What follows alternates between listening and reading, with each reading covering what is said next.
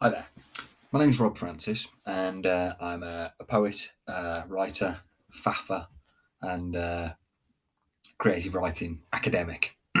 and This is going to be the first of a series of short clips about creative writing and my interests in using space, and in particular liminal space, for a source of inspiration and a way of thinking around different creative writing issues.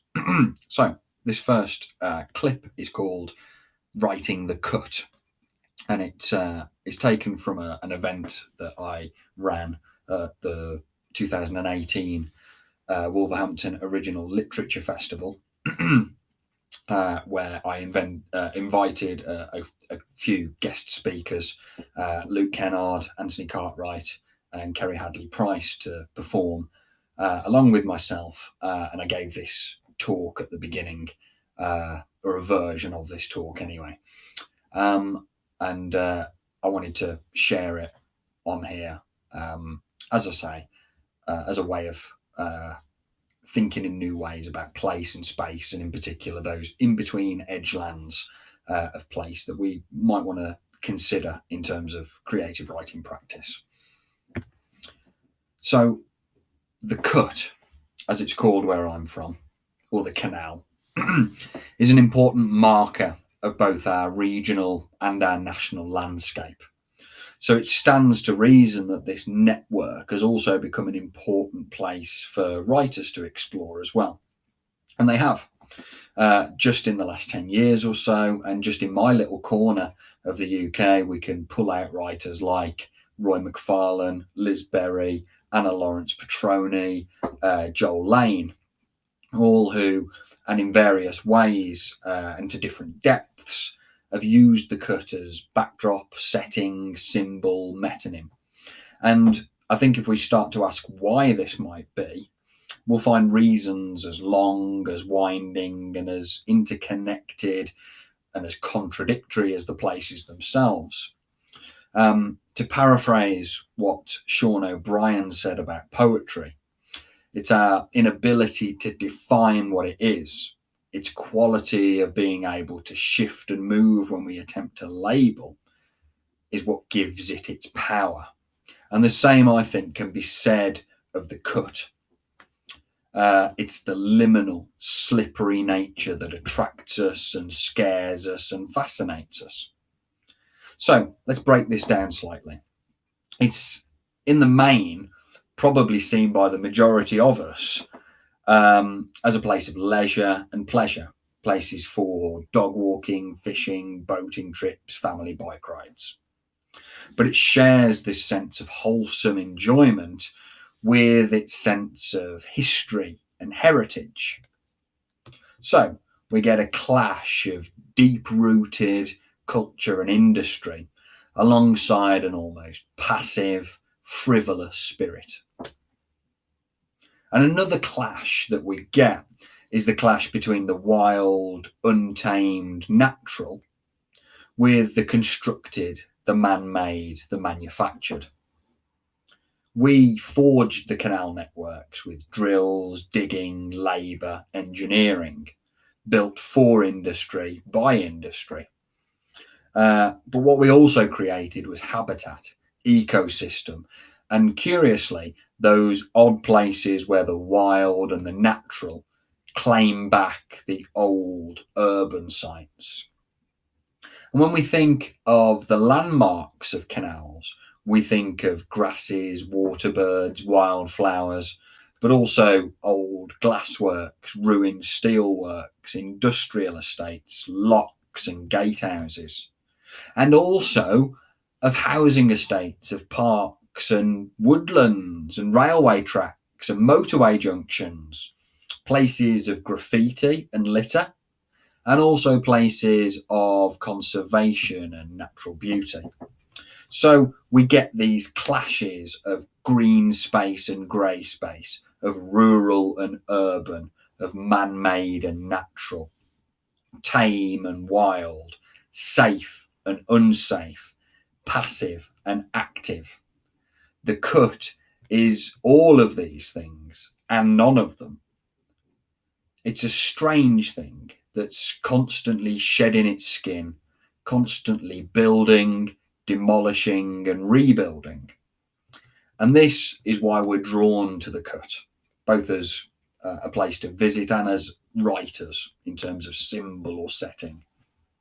It's the unmappable, slippery in between. Take the old tribal or anthropological study of a young child being sent out from the village into the wild to prove their self, to earn their place, to become adult. They leave the tribe to complete a task, returning as adult. But in that moment, they're between states, no longer child, not quite an adult. The subject, I think, needs that odd, off-kilter time space to transcend their role. And this is the very roots of narrative, of transformation, transition, revolution. These off-kilter time spaces are where drama and narrative and poetry germinate. They're places away from the safe, structured world and its systems and rules. They hold the possibility of subversive, transgressive, rebellious activity. Therefore, the cut can be seen, especially in literary terms, as arenas of transformation, the carnivalesque, something that builds and rebuilds. Rebuilds not only itself, but us as well. So today's brief talk is called Making the Cut.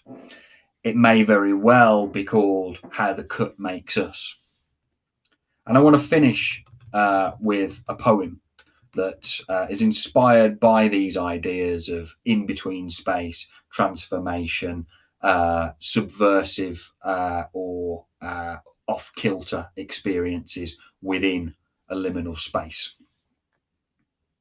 Tipton, iron ore veined, slashed divides, bridging Aston to Richmond, Smethwick to Leeds, track to road to cut.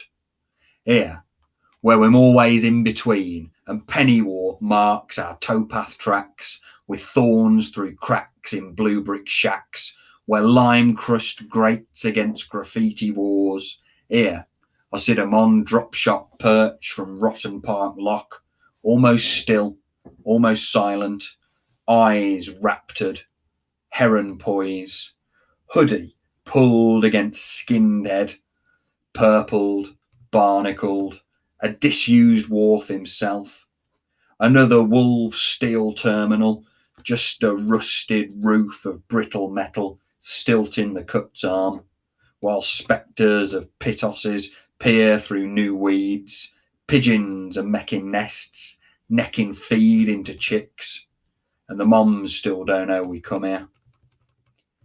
Tommy Telford, iron ore veined, cast iron waves from engine arm, Spon Lane, Chance Bridge, track to road to cut.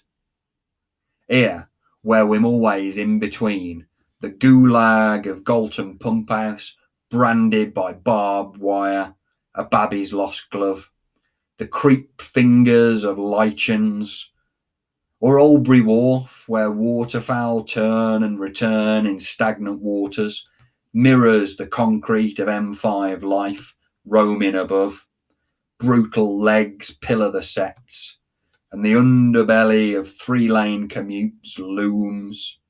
And some clever dick wrote, "Where am I?" in white spray, just behind the lines that used to run with clatter rustles of freight. Only sighs of twinks and their dates echo now. Here, where we nod to but don't tread, where time-space plays queer, and we leave things behind. Not ruin, not waste, not monument, but all these too. Where am I? Made me smile, and made me think of how silica cells slick across the waters, iron ore veined, slashing divides, track to road to cut. Thank you.